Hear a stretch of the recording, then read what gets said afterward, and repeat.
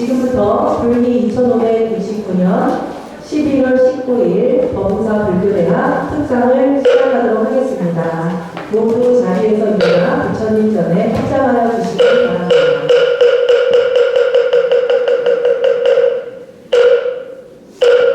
먼저 삼보에 귀의하는 삼귀의를 다 함께 모시겠습니다.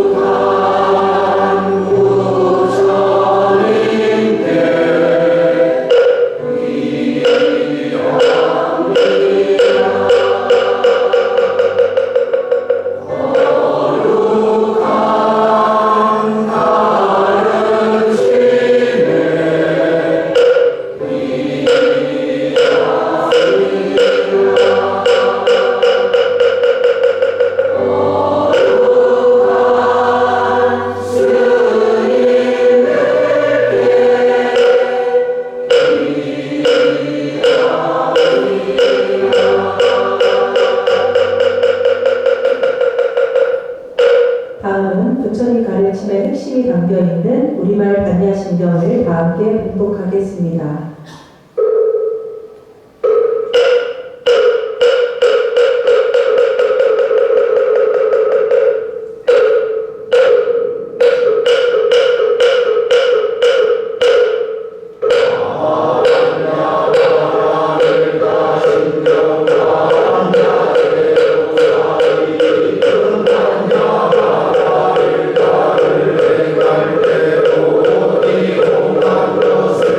주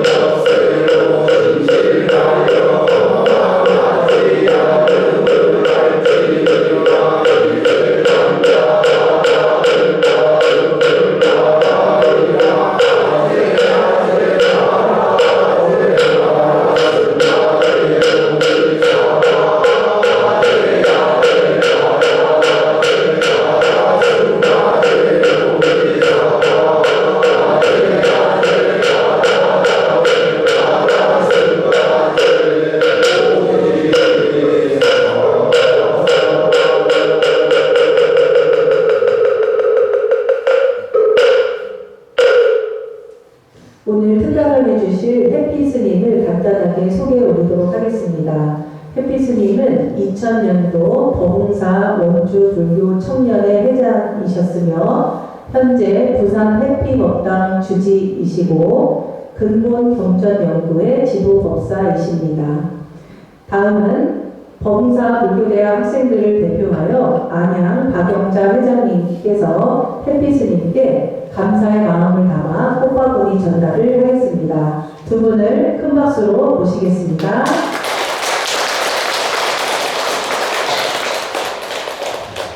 꽃보다 아름다운 박영자 회장님께서 햇빛스님께 꽃바구니를 전달하고 계십니다. 모두 큰 박수 부탁드립니다.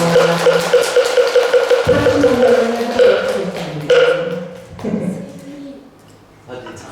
하겠습니다. 사진 안 찍었어요.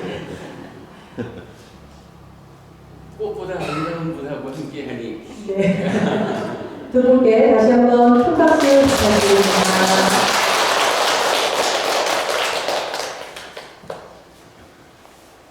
다음은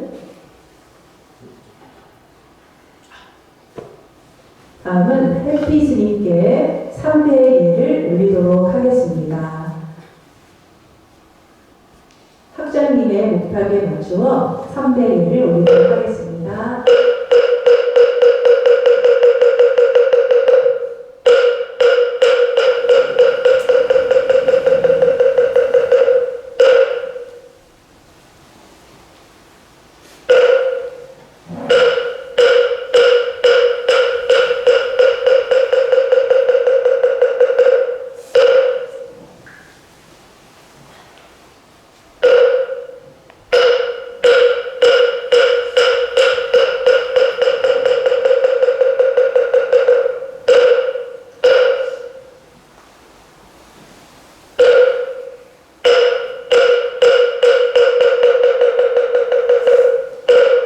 네, 모두 자리에 앉아주시기 바랍니다.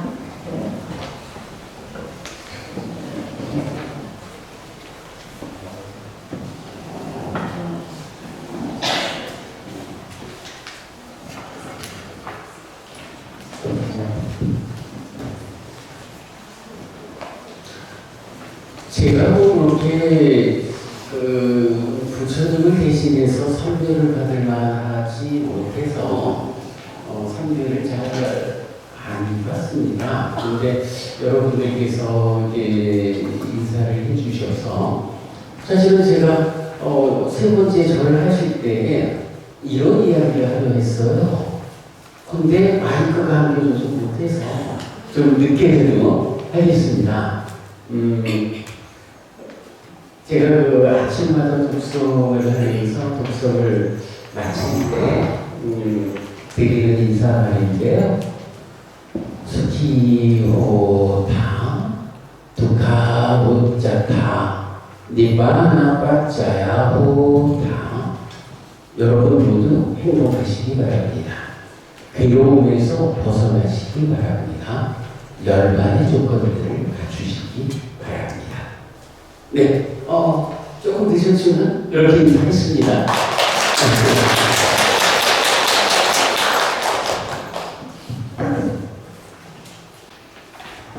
공부하는 분들하고 이렇게 만나는 곳이 저한테는 가장 즐거운 일이에요. 제가 부산 좀 먼 곳에 살기는 합니다만은 제 고향이기도 하고 또 아까 사회자께서 소개하셨습니다만은 2000년도에 제가 이 자리에서 원주불교 천년회장을 역임하기도 했고 원주에 내 고향 땅에서 부처님을 공부하고자 하는 분들이 모여서 구조 한번 와서 부처님 말씀 좀 들려주시오 라고 불러주셔서 제가 아주 기쁜 마음으로 그야말로 참회길 멀다 않고 왔습니다. 여러분, 부처님 가르침을 공부한다는 거가 한마디로 무엇일까? 라고 하면 갈수록 외로움은 줄어들고 행복은 늘어나는 삶을 사는 것. 그러다가 그러한 행복의 늘어남의 끝에 괴로움 제로, 행복 100의 삶을 실현하는 것. 이게 부처님이 깨달아 실현하신 열반을 우리가 재현하는 일이다. 부처님의 그 가르친 그 깨달음을 재현하기 위해서 또 그 재현의 과정에서 어제보다는 오늘이 조금 더 좋아졌고 오늘보다는 내일이 조금 더 좋아질 거고 한 달 후에 훨씬 좋아질 거고 1년 후에는 훨씬 더 많이 좋아져 있는 나를 보게 될 것이다 라는 것이 다른 스승 말고 완전한 깨달음을 성취한 정등각이신 부처님, 우리 부처님을 스스로 뒤따라가는 여러분들과 저와 우리 모두가 함께하는 그 길이다. 갈수록 우리 삶이 좋아질 겁니다, 여러분. 그러기 위해서 우리가 함께 공부하고 있다 라는 말씀을 먼저 드려요. 아까 이제 우리 스님하고 차 한잔 얻어 마셨어요. 그런데 이제 스님께서 지금 한국 불교에 사실은 이런 문제가 있지 않는가 라는 말씀 중에 이제 번뜩 하시는 말씀이 참 죽음은 어떻게 되는 걸까? 죽은 다음에 살아서야 눈에 보이는 거니까 어제보다 오늘 좀 잘 살 수 있으면 내가 삶이 항상 하는구나 라고 할 텐데 죽은 다음에는 확인할 재간이 없어요. 그러다 보니까 많은 사람들이 불교 신자다, 불자다라고 말하고 또 그 안에서 재간의 신자도 있지만 출가지자들도 있거든요.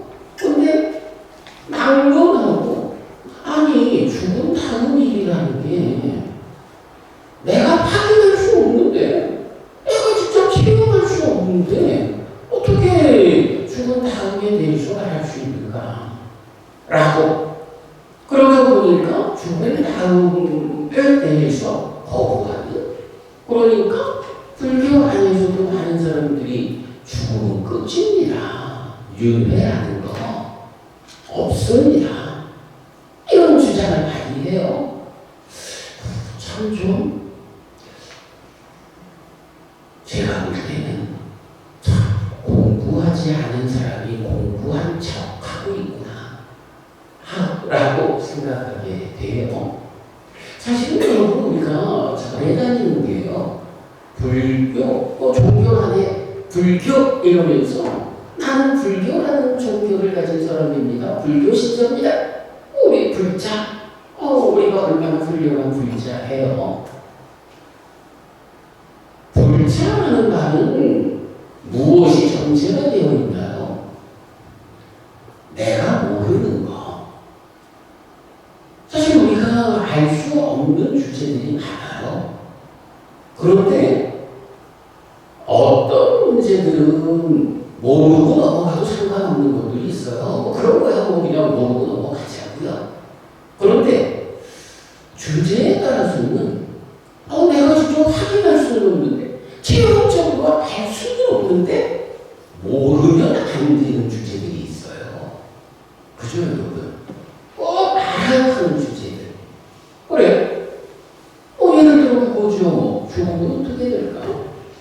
어떤 사람은 죽음은 끝이라고도 하고 어떤 사람은 죽으면 또 태어나서 다른 생을 살아야 한다, 윤회한다 라고도 말을 하고 또 사람에 따라서는 윤회한다라고 할 때 그 윤회하는 자가 누구냐 라고 말할 때 참된 존재성을 가진 여러분 우리 힌두교에서 말하는 아트만이라는 존재를 알죠?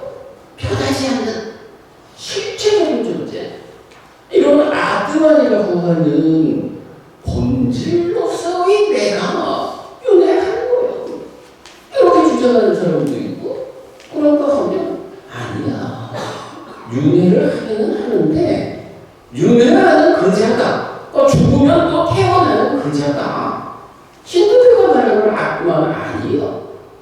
그러면 그렇게 참된 존재성을 가지고 몸이 죽어도 따라 죽지 않고 새로운 몸을 만나서 태어나다.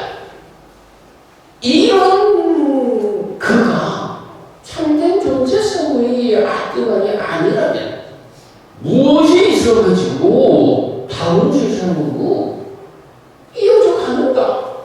라고 할 때 또 어떤 사람은 그렇게 답을 해요. 마음이라는 게 있는데 이 마음이 삶의 과정을 누적하면서 변하는 거예요. 변하기는 하는데 이 마음이 중생이라고 불리는 이 존재 상황에서는 특징적으로 몸에 구속되어 있다. 몸하고 서로 조건되는 관계에 있어가지고 몸이 없이는 존재하지 못하는 이런 성질을 가지는 마음이 있다. 그래서 악동한처럼 고정된 자기 존재를 갖는 것은 아니지만 마음이라는 것이 이렇게 매 순간순간 내가 어떤 행위, 어떤 업을 짓느냐, 어떤 삶을 사느냐에 따라서 그 값을 누적해 가면서 달라지는 이런 마음이 몸하고의 이런 서로 조건되는 관계 때문에 몸이 죽으면 몸 없이 있을 수 없다라는 성질 때문에 새로운 몸으로 옮겨가서 그 변화의 연장선상에서 삶을 이어가는 이런 노래도 있어 라고 하는 거예요. 대표적으로 보면 죽으면 어떻게 될까? 라는 주제에 대한 답은 요 세 가지예요. 그런데 누가 옛날에 누가 그러더라고요. 하기진 죽어봤어요. 죽어보니까 또다시 태어나서 살아간다라는 거 확인했어요? 이러는 거예요. 그래서 제가 아니요. 최소한 이 몸으로 태어난 60몇 년의 세월 가운데 나는 죽어보지 못했습니다. 그래서 죽은 다음에 또다시 태어나가지고 살아야 한다라는 거 내가 확인하지 못했습니다. 그랬더니 그럼 햇빛님은 직접 확인하지도 못했으면서 윤회 이야기를 합니까? 라고 윤회 이야기하는 햇빛이 당신 틀렸어. 이렇게 얘기를 하는 거죠. 제가 뭐라고 했을까요? 제가 한마디 딱 했어요. 그분도 스님이었거든요. 그러면 저한테 이제 말씀하시는 거 보니 윤회를 말하는 햇빛스님이 틀렸다라고 하시는 것 같고, 그러면 스님 말씀은 윤회 아니야? 라는 것 같은데 스님은 어떠십니까? 스님은 죽어보셨습니까? 스님은 죽어보니까 그걸로 끝나? 다음 세상 없어? 라는 거 스님은 확인해 보셨습니까? 똑같이 물어봤어요. 윤회를 말하는 햇빛스님 보고 죽어봤어? 죽어보니까 윤회하는 거 확인했어? 이렇게 말하는 그분한테 나는 확인하지 못했습니다. 나는 죽어보지 못했어요. 최소한 이 부분은. 그런데 당신은 어떻습니까? 나한테 그런 질문을 한다면 당신은 죽어봤는데 죽어보니까 없더라. 확인하는 거랍니다. 당신의 확인에 의해 가지고 윤회 없음을 굳건히 하는 상태에서 윤회를 말하는 햇빛스님 틀렸다고 말하는 겁니까? 이렇게 된 거죠. 여러분 어떨까요? 그 그림들 주고받고 그림들 확인했을까요? 못하잖아요. 사실 이 부분은요, 죽음은 끝이라고 하는 사람도 체험적으로 확인할 수 없어요. 죽음은 못 돌아오잖아요. 그죠? 죽음은 윤회하는데 참된 존재성을 가지는 악동이 윤회한다 라고 주장하는 사람도 그거 자기가 체험적으로 확인해서 말하지 않는 거예요. 그럴 수 없어요. 마찬가지 삶의 과정을 누적하면서 변화하는 마음이 몸과 서로 조건됨 때문에 몸이 무너져 죽으면 새로운 몸으로 옮겨가서 삶을 이어가야 한다. 이렇게 말하는 사람도 체험적으로 확인할 수 없어요. 근데 이거는요, 천지 개벽이 있다 해도 해결이 안 되는 문제예요. 우리 인간이라고 하는 존재가 가지는 성질이에요. 몸하고 마음하고 함께해서 내 나로서 살다가 몸이 무너졌다라고 하면 그야말로 없어지는 것인지 이어지는 것인지 어떤 경우인지 간에 한번 몸하고 작별한 마음이 몸으로 돌아올 수가 없는 거거든요. 그러니까 죽음 이유가 없는지를 확인을 못해요. 그런데 이런 문제 상황을 놓고 우리가 생각해 보면 여러분 절에 왜 오셔요? 절에 와서 뭐 배울 거지? 생각해 보면 내가 어떻게 내가 사는 일이 힘들다. 또 지금은 내가 좀 사는 일이 넉넉할지 몰라도 나의 미래가 보장되지 않는다. 부처님한테 내 아픈 삶을 어떻게 해소하고 행복할 수 있을지, 나의 미래를 어떻게 더 좋은 삶으로 이어갈 수 있을지 이 방법을 좀 배워야겠다. 누구한테? 부처님인데 그거 배우는 거 아니에요? 그런 필요성에 의해서 전해보니까 이제 부처님 공부를 전하는 모든 분들은 이제 다 그렇게 말을 해요. 공덕을 지어야 됩니다. 공덕이라는 게 뭐예요? 좋은 업을 짓는 거잖아요. 공덕을 지어가지고 그 공덕을 많이 쌓아야 쌓는 과정에서도 내가 더 좋아지고 죽은 다음에도 그 공덕의 힘에 의해 가지고 인간 몸을 벗어나서 하늘에 태어날 거예요.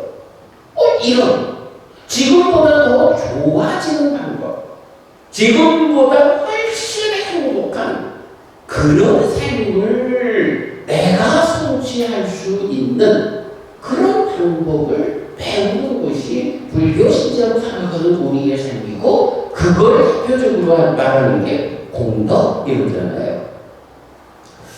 어쨌든 체험되지 않는 거예요.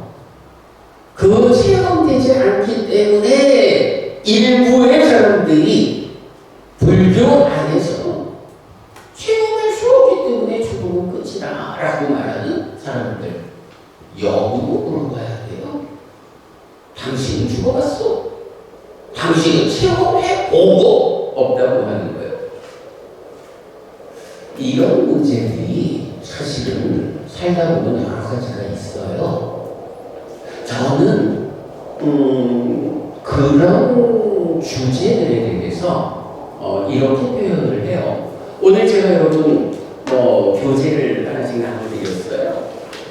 법문사 불교대학하고 표지에 법문사 불교대학 특강 했죠. 법문사 불교대학 특강하고 그 밑에 바로 해서 스승의 영역에 속한 것, 이런 표현을 했거든요. 스승의 영역에 속한 것. 뭐냐? 내가 실험적으로 확인해서 알 수 없는 일들. 그러나 정말로 모르고는 내가 행복하게 살 수 없는 삶을 더 나아지게 이끌 수 없는 이런 주제들 알아야 하는 거예요. 그런데 확인할 수 없는데 어떻게 할까? 여기에서 필요한 게 있죠. 스승이라는 이 존재가 필요한 거예요. 우리가 저러니 와서 여기 공부하는 너무나 여러분들 불교대학에서 이렇게 진짜 그게 2000년이니까 25년 전에 저도 여기서 자 원주 불교 작년에 작년이었구나 그랬는데 이렇게 이 좋은 자리에 가서 부처님을 만나자 부처님을 배우자 하는 거가 잘 생각해보면요 분명한 한 가지예요. 알아야 되는데 확인할 수 없는 이 부분은 그야말로 스승의 영역에 속한 것이다. 그러면 어떤 스승을 내가 만나야 할까? 예를 들어서 부처님 당시에도 유물론을 설하는 스승이 있었어요. 우리 부처님 당시에 육사외도 이래서 6명의 외도 스승들을 다 이제 다른 종교죠. 그 중에 아지타 개사강갈리라는 사람이 있었는데 아지타 개사강갈리는 사람을 정의해요. 한마디로 정의해요. 지수화풍 4대가 사람이다. 지수화풍 4대 여기 여러분 제가 아시죠? 이게 색, 물질을 구성하는 요소잖아요. 사람을 정의하면서 지수화풍 물질이 사람이에요. 그러면 물질은 뭔가요? 사람한테 몸이 물질이잖아요. 그러면 아지타케사관 관리 이 사람은 오직 몸이라는 이것만이 나라는 존재성의 본질이에요. 이렇게 말하는 거죠. 그러면 아지타케사관 관리는 몸하고 또 다르게 나를 구성하는 마음이라는 걸 몰랐을까요? 마음을 모르고 살 수 없죠. 마음은 당연히 알죠. 그러나 그렇게 말하는 이유는 뭐겠어요? 마음이라는 것은 지수화풍으로 구성된 이 몸으로 살아가는 가운데 거기서 파생되는 2차적인 것이요. 그러니 존재성으로 말하자라고 하면 사람은 오직 물질, 지수화풍 4대로 구성된 색, 물질이 1차적으로 나를 구성하는 것. 이게 나의 본질이에요. 마음이라는 것은 거기서 파생되어 생겨나는 2차적인 거예요. 요렇게 부처님 당시에 주장을 했는데요.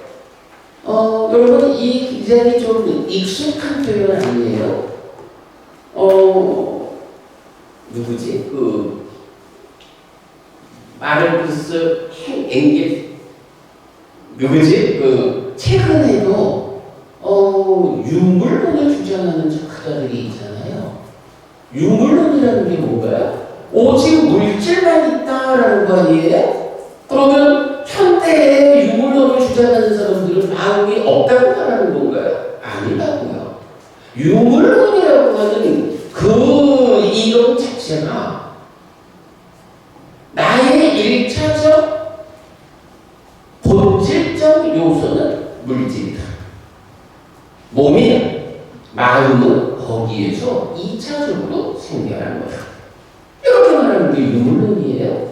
근데 이 유물론이 벽을 보면 세상에 2600년 전 인도 땅에 부처님을 살아가시던 그 시절에 이미 아지타 개사강갈리라고 하는 외도 스승에 의해서 주장된 이론인 거예요. 스승이 있잖아요. 여러분, 우리가 알아야 하는데 확인할 수 없는 이런 주제에서 이런 아지타기사칸발리류의 유물론을 주창하는 스승을 만났다. 그래서 그 스승의 가르침에 공감하고 동의했다. 그래서 신뢰를 일으켜서 뒤따라간다 하면 그런 사람을 누구라고 불러요?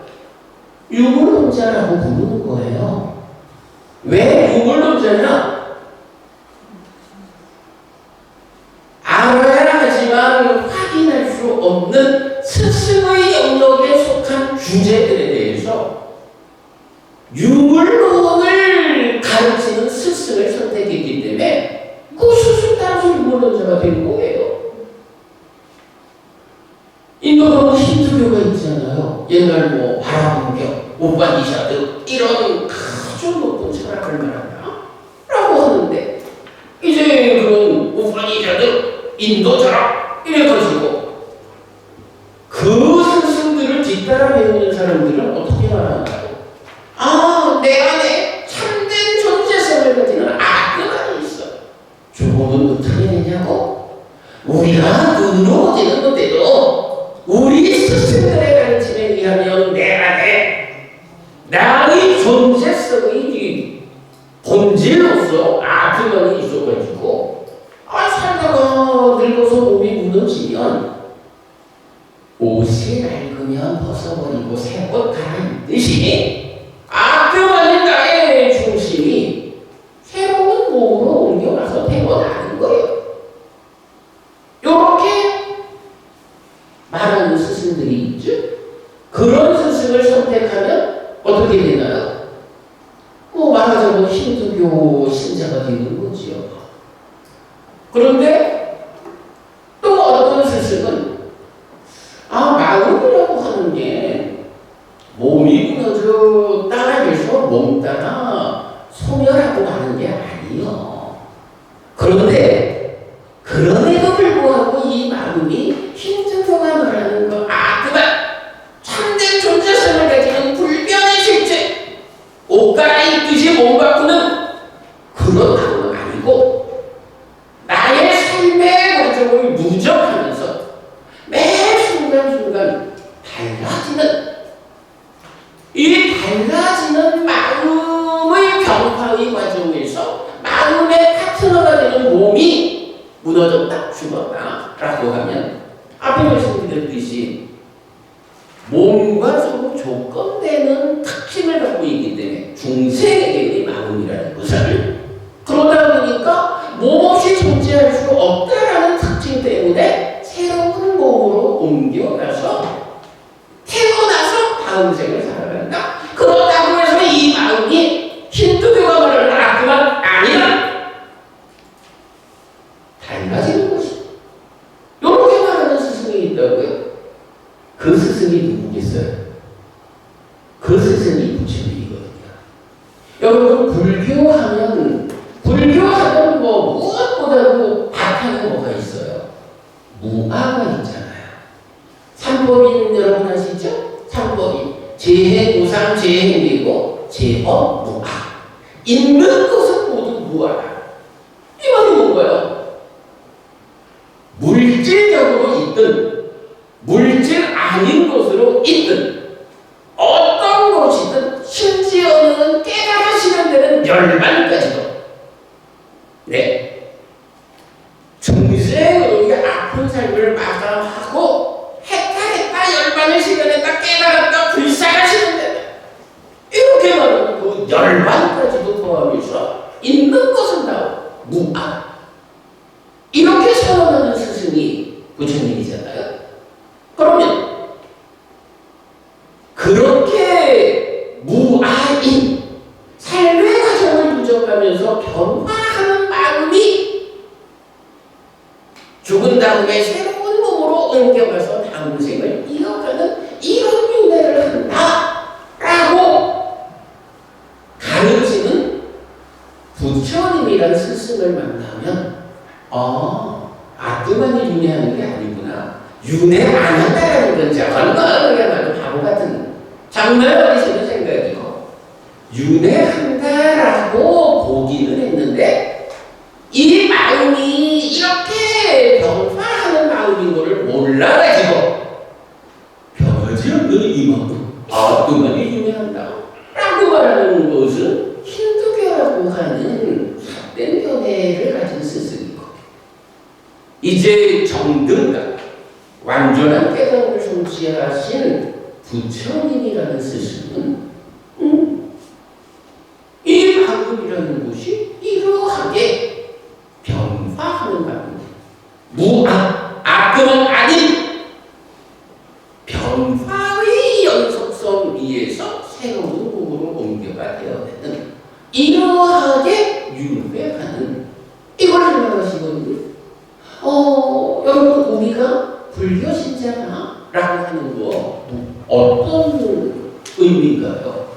이렇게 직접 확인할 수 없지만 알아가는 이런 주제에 대해서 나는 아직까지 사칸발리라고 하는 유물론 죽음은 끝 단견을 말하는 스승을 선택하지 않았습니다.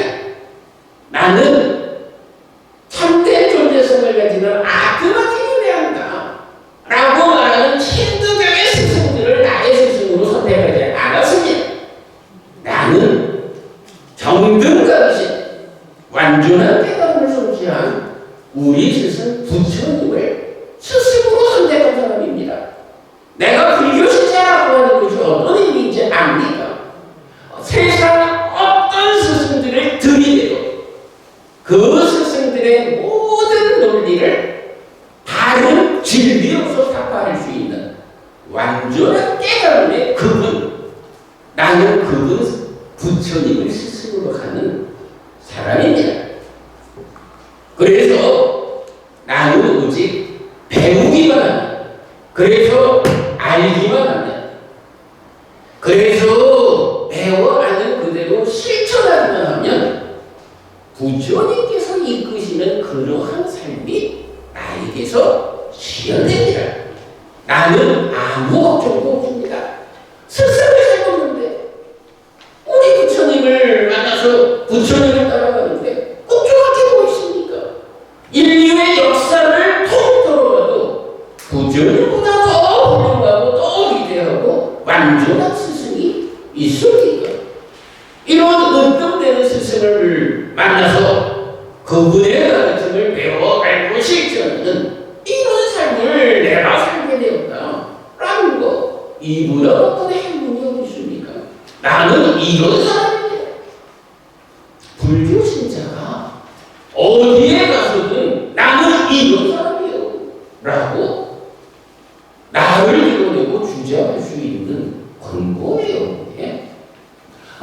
그래서 이렇게 확인할 수 없지만, 체험적으로 확인할 수 없지만 모르고는 살아갈 수 없는 이런 스승의 영역에 속한 주제들에 대해서 부처님을 스승으로, 오직 부처님에 대한 확고한 믿음으로 배워 알고 실천하는 삶을 살아요. 그러면 부처님이 이끄는 그런 삶이 나에게서 온전하게 실현돼요. 쭉 말씀드렸죠? 갈수록 괴로움은 줄어들고 행복은 늘어나는 이런 삶이 나에게 주어져 있는 거예요. 한 가지 조건은 뭐죠? 내가 부처님을 만났다라는 것을 명확하게 스스로 알고 이 부처님이 정등각이시다, 완전한 깨달음을 성취한 분이다 라는 부처님에 대한 확고한 믿음을 가지고, 그러니 나는 배워 알고 실천하기만 하면 된다, 이런 마음으로 부처님이 가르치는 뒷다리, 이 일만 우리가 하면 이제 스승의 영역에 속한 주제들은 아주 쉽게 다루는 거예요. 스승의 영역에 속한 것. 이제 이 이야기를 하는 것이 사실 오늘의 주제이기도 하지만 제가 1년 내내 저는 사실 굉장히 많은 강의를 해요. 어떨 때는 그냥 캠프도 쳐다보고 혼자 강의하기도 하고 그래야 합니다만 강의하는 내용들의 거의 김은희 부분이 그렇죠. 제가 강의하는 내용 보면 거의 다 이렇게 스승의 영역에 속한 것들에 대해서 부처님이 어떤 답을 주셨습니까? 요거 배우고 정하고 이런 일을 하잖아요. 그게 불교신자고 저 지금 출가한 사람들이 아니면 제가 계신 많은 법사님들 또는 여러분들처럼 법사가 아니면 어때? 내가 부처님 가르침을 만나가지고 이렇게 사는 일이 좋아지네? 내가 점점 좋게 변해가고 있네? 그러니 내 곁에 내 사랑하는 많은 사람들도 이 좋은 변화를 나무처럼 누리면 될까? 내 사랑하는 많은 사람들이 이런 행복을 함께 누릴 수 있도록 전달하는 일을 우리가 함께 하는 거잖아요. 그런 일이 바로 이렇게 그 스승의 영역에 속한 주제여서 우리가 확인할 수 없는 여기에 대해서 너 엉뚱하게 그 저열한 스승의 말을 따라가면 안 돼. 부처님이라는 이 완전한 스승을 따라 배우는 것이 행복해지는 방법이요 라고 평가하는 그 일을 여러분들이 다 하고 계신 거잖아요. 그런 일 더 잘하려고 불교대학에서 이렇게 공부하고 계신 거잖아요. 스승의 영역에 속한 거라는 이 개념을 제가 약간 만들어서 설명하고 있지만 저는 이게 굉장히 놓치면 안 되는 중요한 주제라고 생각을 해요. 그러면 이제 이렇게 확인할 수 없는 주제 중에 첫 번째로 말하자면 죽음은 어떻게 될까? 이제 이런 주제를 말할 수가 있어요. 그냥 제가 대략적으로 좀 설명을 드렸는데 같은 맥락에서 우리가 좀 재미있는 주제들을 몇 가지 짚어볼까 싶어요. 보면 이제 저는 제가 중이잖아요. 그러니까 중이니까 때로 이렇게 말할 때 중이 어떻고 그런 이야기를 좀 하거든요. 중이라고 말하는 거는 여러분 그냥 듣기에 나쁘지 않아요. 제가 중 이렇게 말해도 여러분들 흉내내가지고 중 이러시면 안 돼요. 여러분들 우리 주지스님한테 주지중 이러지 마시고 제가 얼마 전에 어찌 보면 참 재밌는 일이에요. 어떤 스님이 저보고 저쪽에 아주 큰 절을 운영하시는 그 주지스님이 계신데 대기스님 우리 같이 인사하러 가겠습니까? 라고 해서 가봅시다. 그래서 갔어요. 그랬더니 정말 큰 절에 주지고 저쪽에 더 큰 절도 만들고 막 그러셔요. 가서 인사를 했지요. 팬입니다 라고 이제 인사를 했는데 그때부터 이제 이 스님이 말씀을 시작하셔요. 그래 제가 그 생각이 든 거예요. 참 보면 말 잘하는 중이 많아요. 진짜 말 잘하는 중이 많아요. 이거는 제가 중이기 때문에 이렇게 표현하는 거예요. 진짜 정말 말씀을 잘 하시는 스님들이 많다라는 것을 그때도 한 번 느꼈는데 처음 인사를 했는데 1시간 동안 계속 말씀하시는 거예요. 아니 내가 좀 끼어들고 싶은데 끼어들 틈을 안 줘요. 이야 정말 말 잘한다. 이러거든요. 근데 실제로 제가 이렇게 이제 여러 스님들을 만나보다 보면, 진짜 말 잘하는 분들이 많아요. 그런데 그 스님이 1시간씩 말씀을 하셨는데, 거기서 이제 그 말씀을 하셔요. 그래서 나는 우리 신도들한테, 너 열심히 공덕 지어야 돼. 열심히 공덕 지어가지고 공부하지 말아야지. 뭐 이런 공덕을 지으라고 말하는 것을 가장 강조합니다. 이 말씀을 하시는 거예요. 여러분 공감하시죠? 제가 그 스님한테 뭐라고 그때 딱 틈을 잡아가지고 제가 끼어들었어요. 1시간 말씀인가 제가 뭐라 했을까? 제가 한 말씀 끼어들었거든요. 근데 스님, 신도분들한테 공덕을 지어야 한다라고 말씀하시는 것은 참 훌륭한 말씀이라고 저도 생각합니다. 근데 스님, 혹시 말이에요, 그 공덕이라는 게 무언지, 공덕을 지어야 돼! 라고 말씀을 하신다는 게 좀 훌륭한 일인데, 신도분들한테 공덕을 지어야 한다. 그런데 공덕이 무엇일까? 여러분 어떻게 생각하셔요? 법은님, 공덕 얘기 많이 하죠. 복이란 말도 많이 하고요. 공덕이 뭘까요? 선업을 쌓는 것. 그래. 선업을 쌓는 것이 공덕을 짓는 일이죠. 타당해요. 좋은 답변이에요.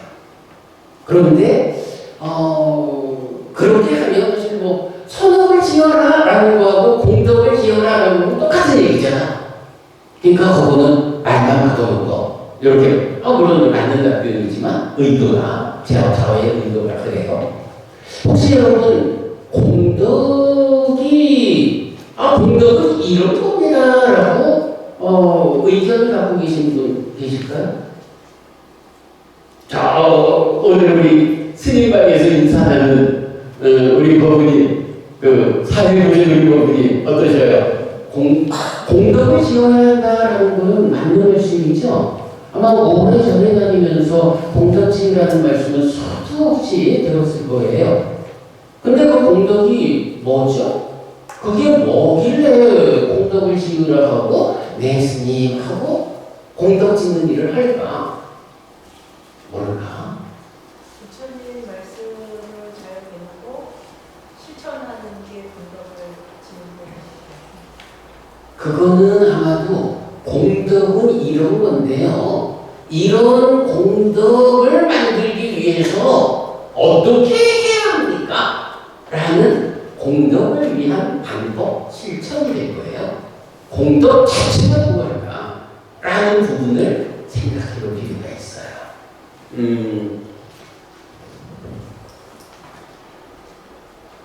제가 이제 사실 5년쯤 전에 불교 인문 1 소유하고자 하는 자를 위한 가르침 이런 책을 만들었어요. 한 5년 된 책인데 마침 제공한 여분이 있어서 여러분들 한 번씩 드리느라 고향 오는 김에 여러분들 선물했는데 이 책이 이런 주제를 좀 잘 다루고 있어요. 조금 이따가 제가 시간이 좀 되면 이 책의 어느 자리에 지금 말하는 공덕을 설명하고 있는지 소개해 드리도록 하고요. 자, 공덕에 대해서 초기 불교 경전 니까야가 있죠. 니까야라는 이 초기 경전에서 설명하는 공덕을 많은 경들을 꿰어가지고 공덕은 이런 것입니다 라고 제가 설명하는 이야기를 좀 들려드릴게요. 공덕은요, 첫 번째가 뭐냐 하면 행복을 가져오는 거예요. 여기서 행복이라는 거는 복이라는 말하고는 또 좀 다른 거예요. 복이라는 말은 부처님 언어 파리어의 입장에서는 뿜냐라고 하는 하나의 단어가 공덕이라고 행위라고도 번역되고 복이라고도 번역돼요. 우리가 그 업이라는 이야기도 보면 어떤 행위를 하는 것도 업이라고 하잖아요. 행위죠. 그런데 행위의 결과로 생겨난 것도 업이라고 하죠. 그래서 업장에도 또 이런 게 뭐예요? 과거에 업을 잘못 지어서 행위를 잘못해서 생겨나 있는 결과가 나고 이런 거잖아요. 업장이라는 거. 그래서 업이라는 말도 그대로 행위를 말하면서 행위의 결과로 생겨난 것을 말하기도 하거든요. 요 푼냐라고 하는 단어도 공덕이라고도 번역이 되고 복이라고도 번역이 되는데 아마 그런 것 같아요. 그 공덕을 짓는 행위라는 말로 할 때는 공덕이라고 공덕행 공덕 이래가지고 그런 행위의 결과로 생겨난 것 이렇게 말하면 복이라고 부르는 것 같아요. 근데 어쨌든 이제 이런 푼냐라고 하는 공덕이라는 말이 있어요. 이 공덕이 무엇일까라고 하면 경은 첫 번째 행복을 가져오는 것이다. 이렇게 말을 해요. 이 원어가 달라요. 제가 막 복이라는 말과 행복이 다르다고 했죠. 공덕과 복이라는 두 가지는 원어가 푼냐라는 하나예요. 행복이라는 말은 수카라고 하는 다른 말을 써요. 그러니까 공덕을 짓는다 라고 하면 그것이 행복을 가져온다 이런 말인데 그러면 우리가 이제 보통 선업을 지으면 행복해진다 이렇게 말하잖아요. 그때 그 행복이라는 거는 수카라고 하는 행복한 느낌, 행복해지는 거예요. 그럴 때 업을 짓는다 하는 것과 행복한 결과가 생겨난다라는 그 두 가지를 매개해 주는 게 있다. 업을 통해서 바로 행복이 생겨나는 게 아니고 업과 행복을 매개해 주는 것이 있어서 그거를 푼냐, 공덕 또는 복이라 한다. 이렇게 보면 돼요. 그래서 공덕이라는 것의 첫 번째 의미는 행복을 가져오는 거예요. 그러니 공덕을 많이 지어야 되겠죠. 공덕을 많이 지는 만큼 행복을 많이 가져올 거예요. 뭐 단순한 거거든요. 자, 공덕에 대해서 또 두 번째로 말할 수 있는 것이 참 많은 사람들이 그 얘기를 해. 공순의 공수거 그러죠. 빈손으로 왔다 빈손으로 갔다 그렇게 말하죠. 뭐 일견타당해요. 뭐 빈손으로 왔다 빈손으로 가는데 뭐 얼마나 가져갈 거라고 그렇게 돈에 재물에 욕심을 내느라고 나쁜 짓 하고 그러지 마. 타당한 관심이에요. 그런데 그거는 타당함의 레벨이 좀 낮아요. 왜냐하면요. 오늘 우리 반야신경 독송했잖아요. 반야신경 첫 말씀이 뭐예요? 오온이 궁합을 비추어 볼 때 오조경, 오온, 개국 이렇게 되잖아요. 오온이라는 게 뭔가요? 색, 수, 상, 행식 다섯 개잖아요. 요 다섯 가지 온이라는 말은 무덕이라는 거거든요. 쌓여있다 그 말이거든요. 색이라는 것, 수, 상, 행식이라는 다섯 가지가 쌓여있는 것이다 라는 게 오온인데 문제는 요 오온이라는 게 나는 누군가? 라고 말할 때 오치온 이래서 요 다섯 가지 쌓인 무더기를 내 거요, 나요, 나의 자야 라고 붙잡으면 그 붙잡는 일을 통해 가지고 내가 되버린다. 나는 누구냐? 라고 하면 오치온이야. 이렇게 말하는 거예요. 그냥 오온이라는 게 아니 반야신경이 오온에 대해서 잘 비추어 보면 공이라고 비추어 보면 더 일체국에 모든 괴로움을 얻는다라고 말하는 내용이 뭐냐면 아니 오온이 무언가 나하고 관계가 있으니까 말하는 거 아니겠어요? 그 오온이라는 게 나를 구성하는 거거든요. 그러면 생각해 봐야 돼요. 빈손으로 갔다 빈손으로 갈까? 그게 물질에 대해서, 물질의 관점에서 하는 말이란 말이에요. 틀린 말은 아니에요. 그러나 우리가 인간의 몸으로 살아가는 한평생이 있지만 이제 부처님을 만나가지고 이 스승의 영역에 속한 주제들에 대해서 공부를 해보면 나를 구성하는 것이 물질만, 몸만 가지고 나아가는 게 아니에요. 그러면 물질 말고, 몸 말고 나를 구성하는 건 또 뭐가 있지? 라고 하니까 수상행식이라는 네 가지가 더 있는 거예요.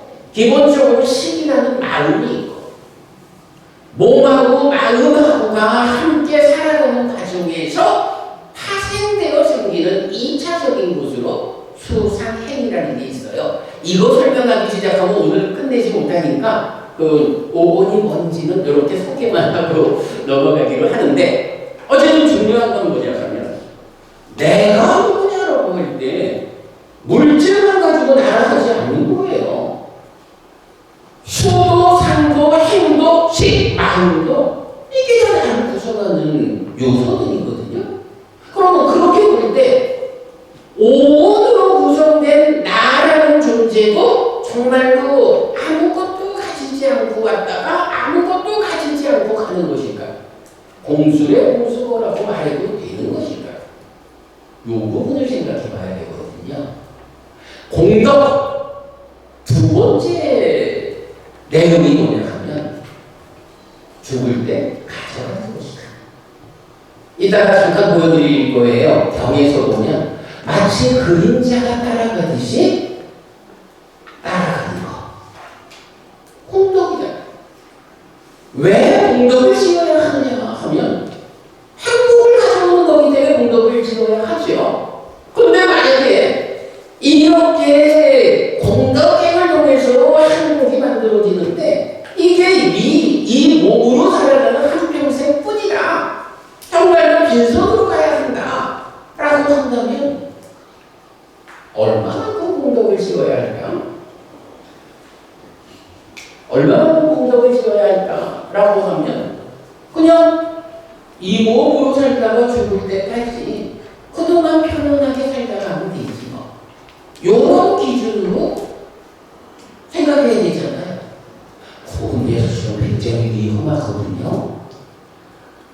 이 몸으로 살아있는 동안만 나에게 행복을 주는 것, 이렇게 생각하면요, 경우에 따라서는요, 죽을 때까지 들키지만 할 수 있다, 완전 범죄를 꾀할 수 있다 라는 자신이 생기면 나는 죽여서라도 갖고 싶은 거를 갖고자 하는 게 인간들의 욕망이죠. 아무리 도덕이 어떻고 윤리가 어떻고 말을 해도요, 죽음은 끝이다. 오직 몸으로의 삶이 나의 모든 것이다. 이렇게 본다면 어찌 보면 그게 맞을지도 몰라요. 나의 삶이 더 이상 이어지지 않는다라고 하면 어쨌든 사람 한평생 행복해야지 뭐. 그러기 위해서 필요한 게 있으면 죽은 다음에 죽을 때까지 들키지만 않을 수 있다면 죽은 다음에는 책임질 일이 없으니 무슨 지신들 못할까? 행복해야지 뭐. 이렇게 볼 수도 있는 거예요. 부처님의 스승으로 만나야 하는 중요한 이유가 이런 데에 있는 거예요. 유물론적인 스승을 만나가지고 그렇게 배우면 그렇게 해결할 수 있어요. 그런데 부처님은 그렇게 말하지 않잖아요. 색수상행식 오온이 나눠서 물질적으로는 빈손으로 갔다 빈손으로 간다 죽으면 끝이다 이렇게 말할지 몰라도 물질 아닌 범주에서 수상행이라는 것, 그리고 심지어 신이라고 하는 이 마음은 그 한평생의 과정을 거치면 한평생을 거치면서 변화하는 그 변화의 과정으로 한평생 삶의 역사를 다 쌓아가지고 다음 생으로 연결되어 한다고요. 이렇게 보자면 빈손으로 간다, 빈손으로 간다라고 말할 수가 없는 거예요. 한평생 삶의 역사를 싹 가지고 간단 말이에요. 물질적이지 않아서 보이지 않는다고 해서 없다라고 말하면 유물론자되고 가는 거죠. 자, 그래서 부처님 공덕 두 번째, 마치 그림자가 따라가듯이 죽을 때 따라가는 거. 이렇게 설명하는 거예요. 행복을 가져오는 이것이 죽을 때도 다음 생까지 따라가는 거예요. 그리고 이제 세 번째가 있어요. 저 세상에 버팀목이 된다. 공덕은. 이렇게 표현하거든요. 이게 경전에 직접 나오는 말씀이에요. 요 자리에서 이거 잠깐 한번 소개해 드릴게요. 우리 요 책에서 제가 페이지를 찾아갖고 왔어요. 준비해서.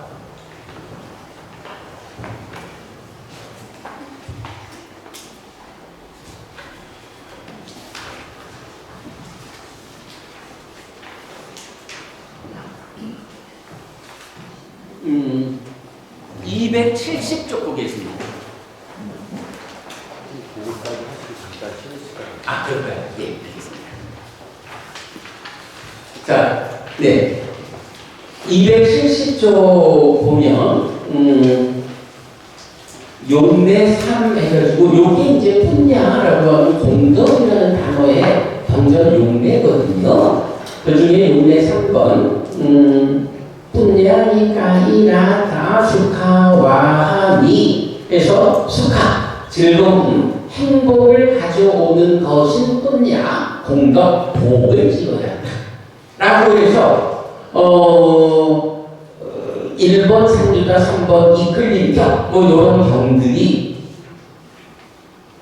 공덕이라는 무엇이나 행복을 가져오는 것이다 직접 표현해주고 있거든요. 자, 그리고 그 다음 페이지 보면 용례 4에서 뿐냐니 빠랄로 가스밍 빠티타혼 디바니낭 공덕은 저 세상에서 존재들을 위한 버팀목이 된다. 이런 표현을 해요. 저 세상의 버팀목이라는 이야기 제가 바로 좀 설명을 하겠고요. 그 다음에 한 장 넘겨보면요. 273쪽에 보면 중간에 살아가는 자령 있죠. 자, 여기에서 보면 두 번째, 마치 떠나지 않는 그림자처럼 무엇이 따르는 것인가? 라고 하고 다음 페이지에 보면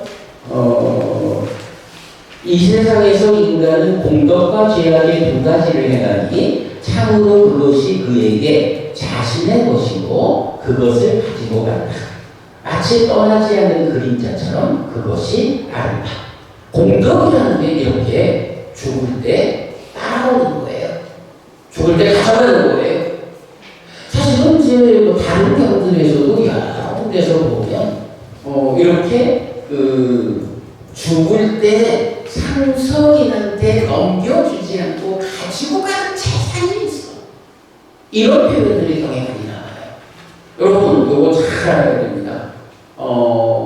한평생 살아가면서 내가 공덕을 지었다라고 하면 이 공덕 버리고 가는 거 아니에요. 빈손으로 가는 거 아니에요. 죽을 때 그림자처럼 따라오는 거예요. 가지고 가는 거예요. 가지고 가는 거니까 살아서 공덕을 지을 이유가 되죠.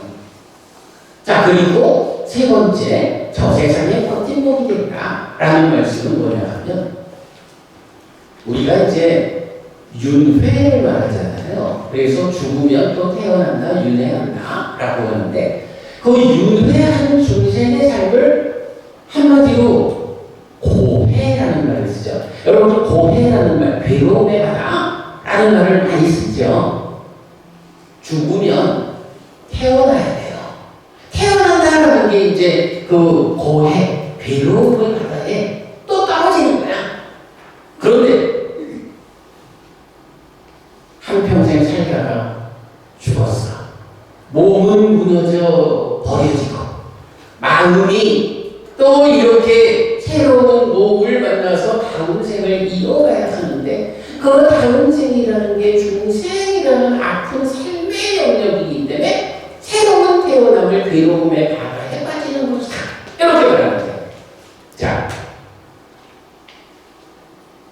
생각해보자. 어떤 사람은요, 괴로움의 바다에 딱 떨어졌어. 떨어졌는데 아무것도 내 도다리를 좀 받쳐줘가지고 수만 번 몰아칠 만한 기반이 없어. 이런 사람들은 어떻게 되죠? 지푸라기라도 있으면 붙잡으려고 허우적대잖아요. 그런 삶이 얼마나 힘들까. 그죠? 얼마나 그 삶이 힘들까. 그런데 어떤 사람은 중상에도 몸으로 가서 태어났어. 중생으로의 유폐를 또 했어. 그런데 그 고해에 딱 떨어졌는데 떨어져서 보니까 이만한 뗏목 위에 떨어졌어. 법은 어떠세요? 뗏목 위에만 떨어져도 사실 비바람이 몰아치지만 않으면 지푸라기라도 움켜잡으려고 하는 이런 애씀은 없죠. 사실은 뗏목 위에만 떨어지면 한숨을 돌린다고요. 어떤 사람은 떨어져서 보니까 제법 커다란 배 위에 떨어졌어. 이 정도 되면 폭풍우가 몰아치지만 않으면 안전하죠. 거기에 먹고 사는 다 들어있고 좋잖아요. 폭풍우가 좀 지나치게 몰아치면 그 배가 침몰될 수도 있죠. 그렇지만 그런 특별한 상황과 만나지지 않으면 편안하게 산다고요. 어떤 사람은 떨어지고 보니까 항공모함 위에 떨어졌네. 이건 그야말로 천재지변만 닥치지 않으면 안전하고요. 그죠? 인간들의 삶에서 아무리 커다란 바다가 있다 해도 태평양 그 한가운데에도 항공모함에만 있으면 그야말로 막 영화에 나오는 그런 천재지변만 아니면 안전해요. 요런 걸 뭐라 그래요? 버팀목이다. 떨어져 보니까 아무것도 없이 바닷물에 직접 떨어져가지고 지푸라기라도 움켜잡고 싶은, 그래서 우적대는 이런 아픈 삶을 우리가 살아야 하는 거냐? 뗏목 위에라도 떨어져야 하느냐? 아니, 항공모함 위에 편안하게 떨어진다면, 자리 잡는다면 공덕 1번 행복을 가져보는 것, 2번 죽을 때 가져가는 것, 3번 바로 이렇게 저 세상의 버팀목이 되는 것. 여러분, 우리가 공덕을 지어야 하는 이유가 명확해지죠? 명확해지는 거예요. 아까 말잘하는 스님 1시간 동안을 듣기만 하다가 그래서 내가 우리 신도들한테 공덕을 지으라고 말한다고 하실 때 스님 그렇게 뛰어들어가지고 정말 스님 이렇게 뛰어들어가지고는 공덕이, 근데 그 공덕이 뭐길래 스님은 신도분들한테 공덕을 지으라고 이끄십니까? 하니까 이 스님이 일순 말문이 막히는 거예요. 사실은 여러분들도 이런 얘기 처음 들어보시죠? 경에서 부처님이 알려주는 이야기를 우리가 직접 만나지 않으면 사실 모르는 거예요. 물론 모르고 공덕을 열심히 짓죠. 스님들이 이끌어주고 하니까 공덕을 많이 지으면서 살지만 공덕이 무엇인지를 알고 대처하는 공덕 짓는 삶하고 모르고 그냥 이끌려가는 공덕 짓는 삶하고 다르죠. 공덕이 뭐냐 하는 것을 이렇게 부처님은 설명해요. 그러면 이렇게 공덕을 짓는다라는 측면에서 보면 저 세상이 있어요? 없어요? 저 세상이 없는데 죽을 때 따라가고, 저 세상이 없는데 그러니까 윤회하지 않는데 저 세상에 버팀목이 되고 이게요. 불교학에서 불교 신자 아닌 사람들이 자기대로 말하는 거는 우리가 만나가지고 에고 그대의 스승이 그렇게 저열하지 부처님이라는 스승을 배우면 이렇게 온전하게 알아 라고 우리가 가르칠 수 있어요. 그런데 불교 안에 있는 사람들이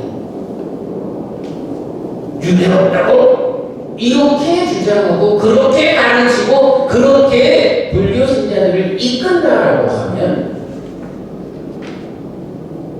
부처님을 부정하는 일이다. 그죠?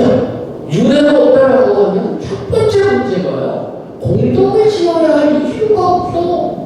죽을 때까지 가는 것도 아니고 저 세상에 버틴 것도 아니잖아요. 아무 세상에 없는데 부처님을 정면에서 부정하는 일이라고 이게 불교 안에서 윤회를 부정하는 사람들이 비판되어야 하고 물리쳐야 한다. 자, 우리 여기까지 공덕 이야기 좀 하고 한 10분 쉬었다가요. 나머지 그 스님하고 얘기하는데 재밌더라고. 아니 공덕이 그런 거라면 그 공덕은 어떻게 짓습니까? 라고 물어보셨어요 저한테. 그래서 제가 그 공덕은 이렇게 부처님이 공덕을 짓는 방법을 이렇게 가르쳐줍니다 라고 나간 부분이 있는데 한 10분 쉬었다가 아직 말씀드리도록 할게요.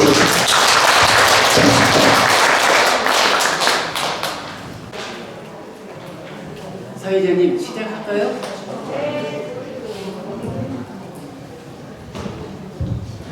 잘 되셨습니까? 네. 공덕 이야기 하고 있는데요. 그 공덕 이야기 이어가기 전에 오늘 여러분 드린 교재를 잠깐 좀 보겠습니다.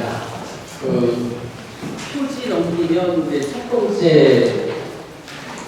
번째 장 여기 보면 밑에서 네 번째 단락을 한번 보겠습니다.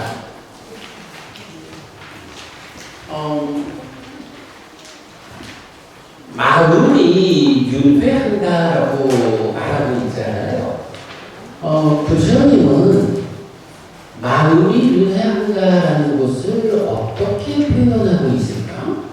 물론 우리가 다 여러분 공부하시는 12연기가 그대로 마음이 몸과 함께 살아가다가 몸이 무너져 죽으면 또다시 몸으로 가서 태어나는 윤회하는 삶을 설명하고 있는데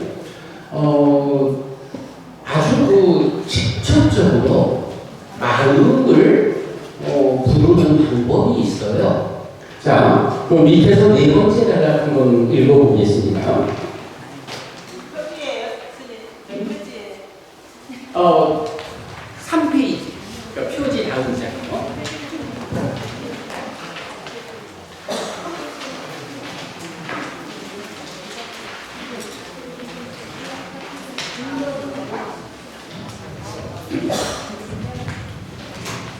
자, 밑에서 네 번째 단락입니다. 죽은 뒤 몸으로 가야 하는 중생으로의 삶 동안은 윤회합니다. 연기. 그러나 탈정도의 실천, 중도로서 깨달으면 몸으로 가지 않게 됩니다. 죽고 태어나야 하는 여기에서 죽고 태어남이 없는 저기 피안으로 옮겨가는 곳인데 부처님과 제자인 아라한들이 실현한 열반입니다.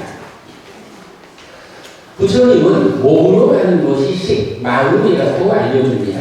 또한 이것이 1. 다시 태어나는 식. 요거 이제 우리 빨리 원어로 한번 보면 상과 따니까 민야랑 이라고 해서 우리말 뜻이 다시 태어나는 식. 이어서 없음의 주장, 단견을 극복하고 연기된 식, 빠티차 사무빵랑 민야랑 이어서 있음의 주장, 상견을 극복하는데 삶에 대한 부처님의 확정적 결론은 단도, 상도 극복한 연기된 식의 윤회입니다. 이렇게 적었거든요. 여기서 이제 제가 보여드리려는 게 뭐냐 하면, 식이 유래한다. 식이 마음이다. 신이라고도 의라고도 식이라고도 세 가지 이름으로 마음을 부르는데, 그 중에 식이라고 하는 이 마음이 사추상행식 5번 중에 마음을 나타내는 식이죠. 이게 이제 죽으면 윤회를 하는 거예요. 그런데 부처님은 다양하게 가르침을 통해서 식이 윤회한다는 걸 설명하고 있지만, 그 중에 대표적으로 나갈 수 있는 게 아예 식이라고 하는 이 마음을요. 금방 제가 원어를 읽어드렸잖아요. 부처님이 직접 마음을 뭐라고 표현하느냐라고 할 때, 상과 따니까 미냐. 이래서 그 의미가 다시 태어나는 식, 이렇게 부르는 거예요. 식이라는 이 마음이 어떤 겁니까? 라고 할 때 부처님은 직접적인 표현이 식이라는 그게 뭐냐면 죽은 다음에 다시 태어나는 그자예요. 그렇게 말하는 게 다시 태어나는 식. 상과 따니까 미냐. 이렇게 말하거든요. 우리가 부처님 공부를 하고 부처님을 스승으로 스승의 영역에 속한 것을 받아들이는 이런 믿음을 가진 제자라면 이제 다시 태어날까요? 태어나지 않을까요? 하는 이 주제에 대해서는요, 의심할 게 없어. 부처님이 뭐라 그래요? 식이라고 하는 이 마음을 다시 태어나는 식. 부처님이 이렇게 직접 부르는 거예요. 그거보다도 정확하게 다시 태어난다, 죽으면 또다시 태어난다, 윤회한다. 이걸 알려주는 말이 뭐가 있겠어요? 사실 저는 요 다시 태어나는 식이라는 이 용어는 진짜 최근에 발견했어요. 제가 나름대로 열심히 공부를 하고 강의를 하고 이러면서도 이 단어는 진짜 몇 달 전에 최근에 와서 발견을 했어요. 아이고, 이 단어를 딱 보고 나니까 아이고, 말할 것도 없네요. 저는 사실은 굉장히 기뻤어요. 이 단어를 발견하고. 부처님이 식이라고 하는 이 마음이 어떤 것이냐? 다시 태어나는 식이야. 직접 말했잖아요. 이게 윤회라는 관점에서 명확한 부처님의 결론. 식이 다시 태어난다. 그래서 식이라는 것을 이름을 부르자면 다시 태어나는 식이다. 이렇게 직접 하신 말씀이에요. 어떻게 생각하셔요, 여러분? 부처님은요, 내 마음이 뭐라고 했는 줄 알아? 다시 태어나는 식이라고 하셨어. 윤회 없다고? 그럼 그 식이 어떻게 다시 태어나니? 부처님 거짓말했다고? 이렇게 우리가 부처님은 윤회 없다라고 말하는 것은 전혀 사실이 아니다 라는 것을 증명할 수 있는 거예요. 자, 그런가 하면 또 이제 여기서 상하 따니까 그냥 다시 태어나는 식 요리 되면 그 다음에 남는 문제가 하나 있어요. 다시 태어난다라고 하면 아까 시작하면서 말씀드렸지만 신조교가 말하는 참된 존재성의 아뜸한 의로의 마음이 윤회한다 해도 그것도 다시 태어나는 식이잖아요. 그러면 신조교가 말하는 그 아뜸한에 다시 태어난 상견, 이거하고 어떻게 다르지? 하니까 부처님은 또다시 식에 대해서 다른 표현을 해줘요. 빠티자 사무반다음이냐이라고 해서 연기된 식, 이런 표현을 써요. 여러분, 연기라는 말이 그대로 십이연기 그거잖아요. 연기가 뭐예요? 어떤 거든지 아트만이라고 하는 고정불변의 상태로 있는 게 아니고 무아여서, 무아라는 존재성 위에서 나의 삶이 드러내는 현상을 설명해 주는 거. 그죠? 무아라는 존재성 내 삶에 변화하는 현상을 알려주는 게 연기라고 해요. 연기된 식, 이 말은 뭔가요? 다시 태어나는 시기여서 윤회하거든. 그럴 때 윤회하는 그제나 힌두교가 말하는 아뜨만 네 아니고 상대 과정을 누적하면서 변화하는 거예요. 무아라는 존재성 위에서 윤회하는 현상을 보여주는 거. 이게 연기요. 이 마음이 다시 태어나는 시기여서 윤회하는데 그게 또 연기된 시기여서, 그죠? 연기된 시기여서 힌두교가 말하는 아뜨만은 달라. 좀 유식하다 이렇게 말할 수 있는 거예요. 그래서 마음에 대해서 이 두 가지 표현이요. 다시 태어나는 식 그리고 연기된 식, 이 두 가지 부처님의 표현을 기억하고 있으면 죽으면 어떻게 될까? 윤회라고 하는 이 주제에 대해서는 더 의심할 게 없어요. 사실 한 가지 필요한 거는 부처님에 대한 믿음은 필요하죠. 부처님이 이렇게 말씀하셨거든. 그래서 나는 그렇게 알거든. 이런 믿음. 이런 믿음이 배제되고야 불교 공부할 수 없는 거죠. 이런 믿음을 여러분이 확보해 한다면 이제 부처님이 다시 태어나는 시기여서 윤회였다는 단견은 극복되고 연기된 시기여서 윤회하는 그자가 아뜨만이다 라고 말하는 상견도 극복되고 요런 결론이 명확해지거든요. 그래서 이제 학자들이 많이 말하는 게 바로 요런 내용을 단도, 상도 극복한 연기. 우리가 불교 공부하다 보면 이 말은 많이 나오죠. 단상을 극복한 연기. 윤회가 그거예요. 단도, 상도 극복한 연기된 식의 윤회. 이게 식의 연기야. 네, 이렇게 우리 마음에 대한 두 가지 표현 좀 소개했고요. 이제 마칠 시간 되면 알려주세요, 사회자님.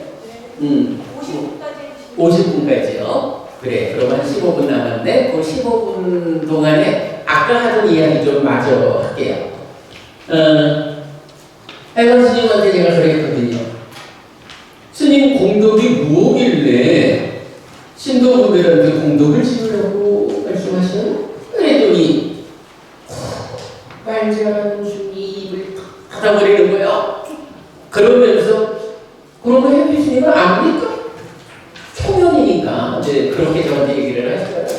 그래서 알지요. 나는 압니다. 네, 그거예요. 그래서 아까 말씀드린 대로 공덕은 행복을 가져오는 것, 죽을 때 가져가는 것, 저 세상에 어디 못 되는 것. 이렇게 세 가지를 딱 간략하게 설명을 했죠. 요 얘기도 요 교재에 다 있어요. 오늘 제가 교재를 읽어드릴 시간은 안 될 것 같은데 지금 제가 말씀드린 내용이 요 교재 안에 대부분 다 있거든요. 나중에 교재 참고하시고.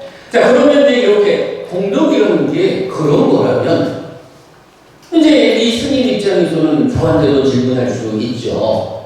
그러면 그 공덕을 말만 하면 그 공덕을 그럼 어떻게 하면 지울 수 있는 건지 그것도 알아야 되는 거 아니에요?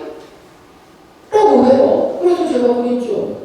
나는 압니다. 압니다. 그러니까 말씀해 주세요. 여러분, 아는 것이 힘이에요. 공부해서 내가 얼마나 중요한 거는 가짜로 알지 않고 거짓으로 알지 않고 부처님 말씀하신 그대로 사실 그대로 아는가 하는 게 중요한 거죠. 아는 것이 그대로 나의 인격이에요. 내가 얼마나 부처님 가르침을 정확하게 잘 많은 영역에서 아느냐 하는 것이 나의 인격이 높아지는 거예요. 그래서 여러분 깨달음 이런 걸 할 때 예유자 이래가지고 성자에 오르고 아라한 이래서 부처님의 깨달음 때문에 재현한 이런 완성한 성자가 되잖아요. 이런 예기자 아라한 이런 성자들을 여실 지견했다, 해탈 지견했다. 사실 그대로 알고 보는 경지에 오면 예규자라는 인격을 갖춘 사람이에요. 해탈 지견이라고 하는 해탈된 암과 공의 경지에 오면 아라한이라는 부처님의 대부분의 경지를 재현한 완성된 인격을 갖춘 사람이에요. 이런 거거든요. 안다라는 게 여러분 힘이에요. 가짜로 알지 않아야 되고, 가짜로 알지 않으려면 어떻게 해요? 스승을 잘 만나야 되죠. 여러분, 우리가 부처님을 스승으로 만나는 것이 참으로 복된 중에 복된 이유가, 가짜로 알아보이면 열심히 달려가도 가서 닿는 자리가, 나는 이런 쇠달린 열망을 완전한 행복으로 가고 싶은데 열심히 달려갔는데도 가짜로 알아가지고 안 되면 가는 너무 멀어지잖아요. 가짜 말고 사실 그대로 아는 일은 어쩌면 공부하는 것보다 더 중요한 일일지도 몰라요. 가짜로 공부하려면 너무 지나친 얘기 빼고 어쨌든 여러분 사실 그대로 부처님의 가르침을 가르쳐 주신 그대로 배워 알아서 실천하면, 그래서 아까 제가 말씀한 거예요. 제자인 우리는 배워 알고 실천하기만 하면 부처님이 이끄는 그런 삶이 나에게서 실현된다. 그만큼 내가 행복해지는 거, 삶이 향상하는 거. 네, 알아야 돼요. 그래서 공부하는 거예요. 자, 어쨌든 스님이 저보고 그러면 공덕을 어떻게 짓는 건지 그것까지 알아야 되지 않소? 그거 압니다. 그랬죠. 말해달라고. 정말 아는 게 스님이다 보니까 큰 절을 주지 스님이고 정말 만장해서 와 끼어들 틈도 안 들고 말을 잘하시는 이런 스님이 제가 한 말씩 공덕이 뭔데요? 몰라요. 알아요? 압니다. 말해줘요. 해서 지금 여러분 말씀드린 그런 이야기 딱 해주니까 습관적으로 태도가 바뀌죠. 왜? 처음 만난 그냥 어설픈 중하나에서 이 사람이 아는 사람이구나. 이렇게 바꿔버리는 거예요. 저를 보는 눈이 탁 달라지더라고요. 그러면서 어떻게 하면 그 공덕을 실을 수 있습니까? 라고 해서 그것도 나는 압니다. 라고 해서 이제 마찬가지 요 밑에 그 세 가지 공덕행위 토대라는 노를 적어드렸는데, 부처님은 공덕을 만드는 행위가 세 가지 토대 위에 있다. 이렇게 말해요. 그래서 세 가지 공덕행위 토대인데, 첫 번째 토대가 뭐냐? 보시예요. 두 번째 토대는 계인데, 제하자의 입장에서는 5개를 지니는 사람. 요거. 그리고 세 번째가 수행이에요. 보시와 5개와 수행이라는 이 세 가지 사는 방법이 그러한 세 가지로 저희들은 공덕을 만드는 방법이에요. 옛날에 어떤 스님이 저한테 그래요. 스님, 나는요, 대중들 앞에서 설법을 할 때 보시하는 얘기를 못하겠어요. 그러는 거예요. 왜요? 보시 얘기를 하고 돈 좀 줘, 이런 거 같잖아요. 이러는 거예요. 그래서 제가 한마디 했어요. 스님, 그거 진무육입니다. 왜 진무육이냐 하면, 부처님이 계시고 제자들이 있는데, 제자들은 출가자와 제가자로 구분되잖아요. 제가자는 출가자가 오직 부처님 가르침을 확인하고 유지하고 전승하는 이 하나의 길로 매진할 수 있도록 의식주와 약품이라는 필수품을 공급해 준다고 해요. 그러면 출가자는 먹고 살 게 없으니까 어쨌든 나가서 돈 벌어야 먹고 살지. 출가자가 돈 벌어 나서기 시작하면 이제 불교는 끝나는 거예요. 제가 출가자 보고 내가 스님들 살아가는데 필요한 의식주와 약품이라는 이 필수품은 내가 가질 테니까 스님들은 공부하시오. 그래서 부처님 가르침을 확인하고 유지해서 후대에 전승하는 이런 하나의 일로 나아가십시오. 이렇게 해주는 거거든요. 그러면 이제 출가자는 기본적으로 해야 하는 일이 부처님의 가르침을 재현한다, 확인해서 유지하고 후대까지 전승한다. 요 일을 해야 하고, 그러면서 또 경에서는 뭐라고 하냐 하면 제가자를 하늘로 이끌어야 한다. 이렇게 말을 하거든요.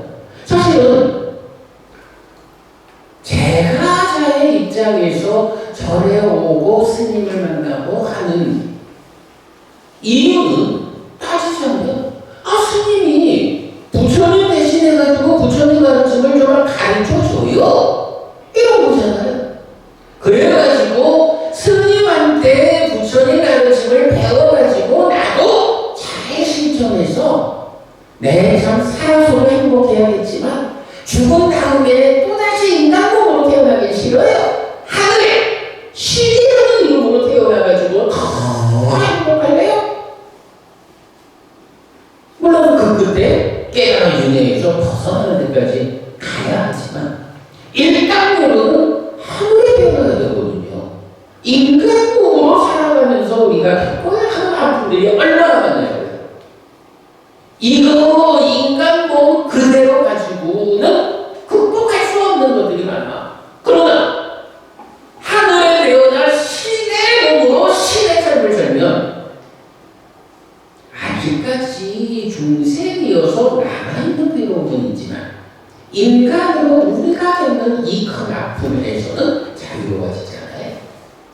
출가자는 제가자가 의식주와 약품이라는 필수품을 공급하면서 확인하고 유지하고 전승하는 외길을 살아가십시오!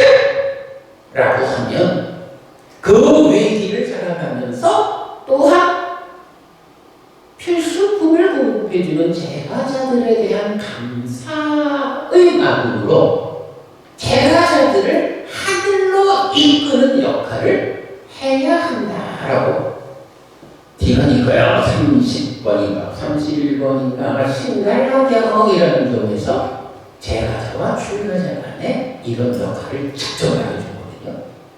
그런데 하늘로 이끌어주는 방법이 뭐냐면 공덕을 짓게 해주는 거잖아요. 그런데 공덕을 짓는 방법이 보시와 오계와 수행이라는 세 가지 방법이 있는 거예요. 그런데 이 스님이 한비 스님 나는요 대중들한테서 보낼 때 보시라는 일을 못하겠어요. 돈 좀 달라고 하는 것 같아서 참 말이 안 돼요. 그래서 제가 그랬어요. 진국입니다. 출가자가 보시를 가르치고 오계를 가르치고 수행을 가르쳐가지고 제가자의 삶이 향상해서 살아서 행복하고 죽은 다음에 하늘에 태어나도록 이끄는 역할을 우리가 가지고 있습니다. 우리 진국이라는 게. 그런데 돈 달리는 소리를 들릴까봐 보시를 가르치 못한다면 무슨 방법으로 제가자를 하늘로 이끌겠습니까? 본가적으로 하는 소리로 들릴까봐 말하지 않는 게 아니고 스님 자신이 사심을 내려놓고 나는 부처님 가르침을 전하는 일을 하고 있다. 나한테 돈 갚아가는 게 아니고 부처님 가르침을 전달해서 그들이 하늘에 태어나기를 바라는 이런 역할을 출가자로서의 직무를 하고 있다. 사심을 내려놓고 그렇게 하면 됩니다. 스님들이 보시를 원하지 않으면 제가자들이 보시해주지 않으면 이제 전이 어떤 일을 해야 해요? 제가자 제자들의 모시를 통해서 절이 운영되고 스님들이 공부할 수 있는 뒷받침이 되고 이러면 스님들이 다르게 확인, 유지, 전승하는 일을 하게 된다고 해요. 제가 신자들이 고시를 해주지 않으면 절을 운영해야 되잖아요. 스님들도 먹고 살아야 공부하잖아요. 그럼 어떻게 해요? 부처님이 하라고 이끌어주지 않은 다른 방법을 찾아가지고 돈을 생기게 해야 절을 운영하잖아요. 곤란하거든요. 시간이 다 돼서 이 고시에 대한 이야기를 제가 오늘은 다 말씀 못 드려요. 저희 홈페이지에 보면 이제 제가 강의한 곳이 많이 있어요.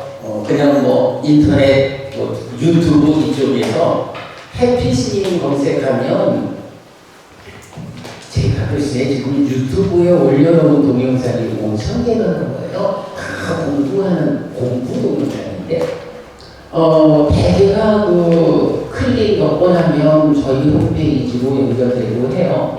그러면 여러분들 공부에 필요한 것은 아마 거기가 있을 거예요. 그렇게 해서 여러분 공부하기로 하고 혹시 우리가 또 만날 기회가 있다면 그때 고시와 오계가 어떻게 우리 삶을 향상으로 이끄는지 좀 자세히 설명드리기도 하고 오늘은 여기까지 고시하고 오계를 지니고 수행하는 이 세 가지가 행복을 가져오는 것, 죽을 때 가져가는 것, 저 세상에 어떻게 보게 되는 것 이런 공덕을 만드는 실천 방법이다.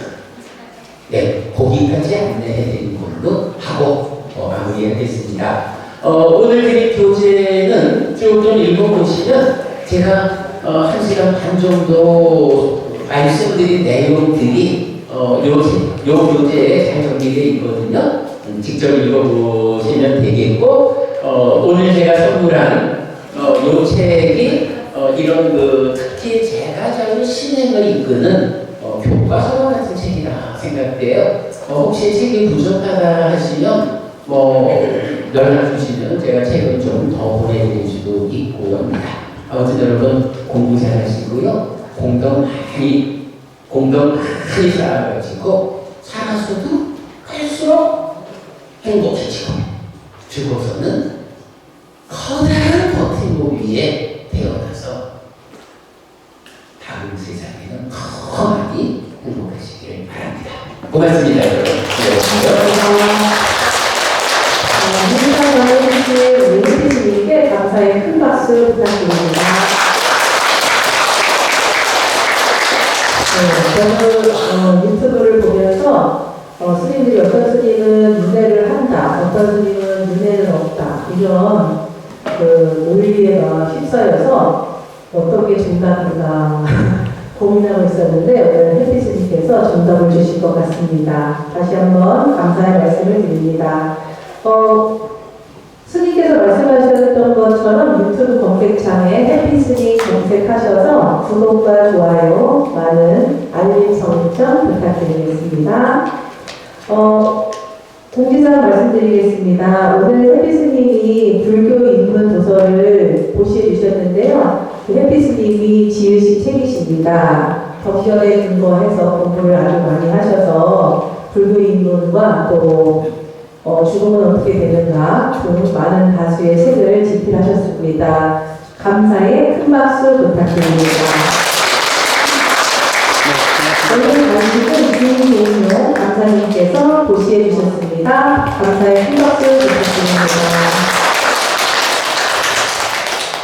그리고 김현주 보사님께서 볼펜 하나 가져가셨다가 볼펜 한 움큼으로 보답해 주셨습니다. 감사의 큰 박수 부탁드립니다. 마지막 순서는 불자들의 네 가지 큰 다짐인 사홍서원 순서입니다. 모두 자리에서 일어나 부처님 전에 합장하여 주시기 바랍니다.